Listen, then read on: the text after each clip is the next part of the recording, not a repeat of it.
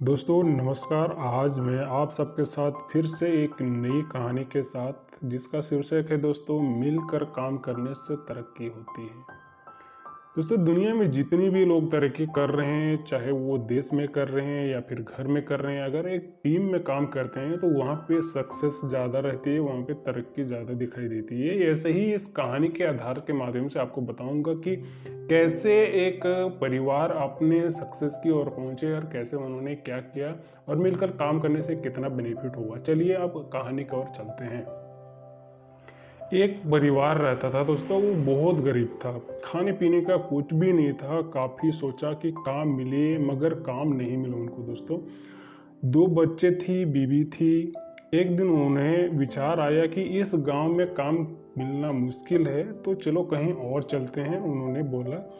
इसी इरादे से वो एक दिन गांव छोड़कर चल दिए। रात का समय था, रास्ता भी जंगली था दोस्तों। सोचा ब्रिज के नीचे रात गुजारी जाए। आदमी ने अपने एक लड़के को लकड़ी चुनने तथा दूसरे को पानी लाने भेज दिया था बीवी को चूल्हा बनाने के लिए बोल दिया और उसने जगह साफ कर दी। चारों ने अपने अपने काम कर लिए। चूल्हा जलाया, गर्म पानी किया।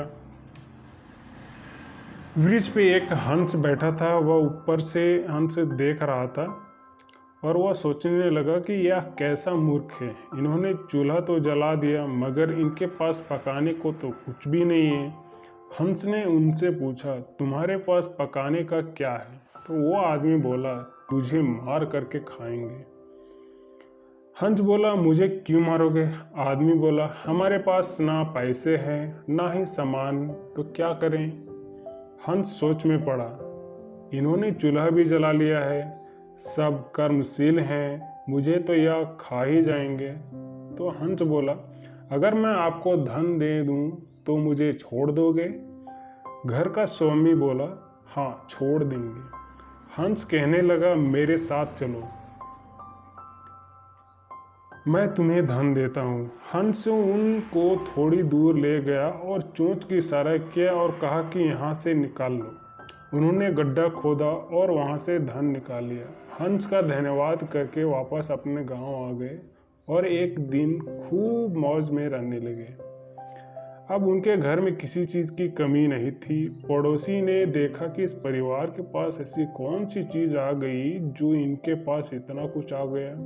उसने छोटे लड़के को बुलाकर सारी बात पूछ ली और पैसे कहाँ से आए। तो उस बच्चे ने सभी बता दिया। तो उनके भी दो बच्चे थे, उन्होंने भी ऐसी योजना बनाई और चल दिए। उन्होंने भी वृक्ष के नीचे डेरा लगा लिया। आदमी ने अपने बड़े लड़के को कहा, लकड़ी लाओ, तथा छोटे लड़के को पानी लाने को कहा, परंतु दोनों आनाकानी करने लगे। बीवी ने भी कहा कि मैं थक चुकी हूँ। जैसे जैसे पानी लकड़ी इकट्ठा हो गई और पानी गर्म होने लगा, हंस फिर आया और बोला, तुम्हारे पास खाने को तो नहीं है, तो फिर पानी गर्म क्यों कर रहे हो? आदमी बोला, तुझे मार करके खाएंगे। हंस मुस्कुराकर उठा और बोला, मारने वाले तो 3 दिन पहले आए थे, तुम अपना समय खराब मत करो, घर जाओ, तुम मुझे क्या मारोगे? तुम आपस में ही लड़ाई कर रहे हो। जिन्होंने दूसरों को जितना होता है वह खुद नहीं लड़ते। दोस्तों संसार का भी नियम यही है, जो लोगों को तरक्की करनी होती है वे लोग आपस में मिलकर, आज भी संसार उन लोगों को एक बोलबाला है, जो आपसी तालमेल में रहते हैं वो समाज रूपी हंस के जीते हैं। दोस्तों इस कहानी से यही सीख मिलती है कि जब भी हम कोई काम करें तो आपस में मिलजुल कर के काम करें, तभी हमारी योजना सफल होती है। तो दोस्तों इस कहानी से यही शिक्षा मिलती है। ओके दोस्तों, फिर मिलते हैं नेक्स्ट वीडियो में एक नई कहानी के साथ।